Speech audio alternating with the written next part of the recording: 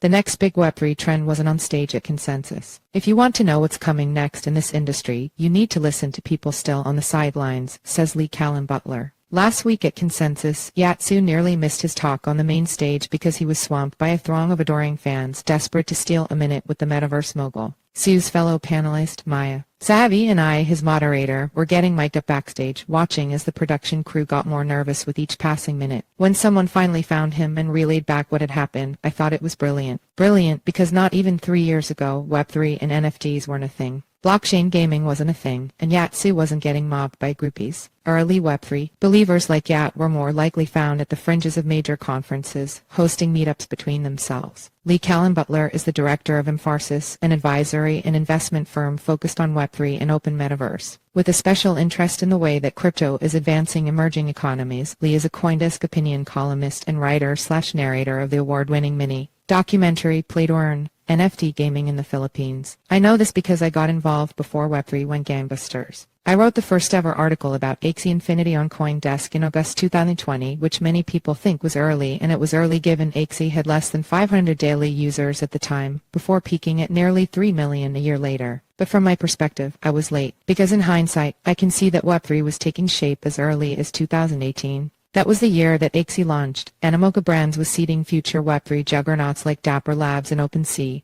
and the Blockchain Game Alliance BGA was formed. All this is remarkable, considering the rest of the blockchain industry still viewed blockchain gaming as more of an oxymoron than a legitimate use case. It wasn't until later, when we got proof points such as the Beeple Everdays NFT that sold for $69.03 million in March 2021, that NFT was suddenly everyone's favorite acronym. And now in 2023, I've never been more confident that Web3 is here to stay. CoinDesk's decision to dedicate an entire stage to the topics of metaverse and gaming at Consensus this year was a huge contributor to my bullishness, given the event is a prestigious annual check on the state of our industry, providing a snapshot of the characters and sometimes the chaos that has become the lore of our industry. For metaverse and gaming, it provides legitimacy to something that's been a long time in the making. However, this in itself should remind us that conferences are a lagging indicator. And as someone who is looking to identify the next trend before it goes mainstream, I'm inclined to think it's already late stage for the projects we see on stage. It's easy to be critical, that is, until you find yourself actually programming one of these stages as I did for the metaverse and gaming stage at Consensus 2023.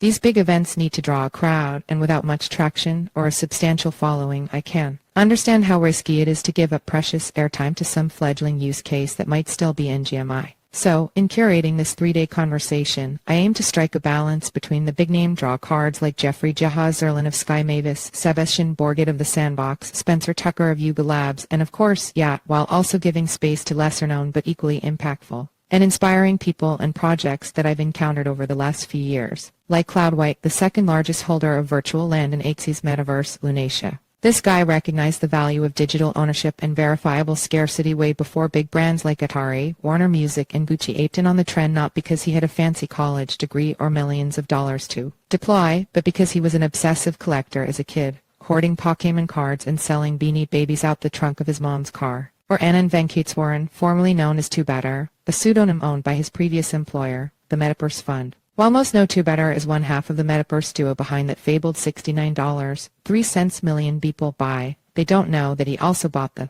most expensive NFT of 2019. Its $100,000 price tag is pittance compared to what people pay for NFTs today, but given the immaturity of the market at that time, in my eyes that was an even crazier move, requiring even higher conviction when almost nobody was watching. Their scrappy beginnings make romantic fodder for a fireside chat, but nostalgia is no advantage if you're looking to catch a trend before it hits the headlines. For each of the men I mentioned here, this was their first year speaking at Consensus, which means it was years before they made it to the big leagues. Which is why I hope you listen to the speakers at Consensus 2023 that didn't make it onto any official stage. That random who pitched you in the coffee queue, or that degen ranting at the after party could have been the next Yat, the next Cloudwhite, or quite literally, the next Two Better. The vuvuzelas honking in the stadium are certainly hard to ignore, but you should also try to listen for the squeaking of mice beneath the grandstand, because a murmur heard amid the winter could be the next Bull Run's roar.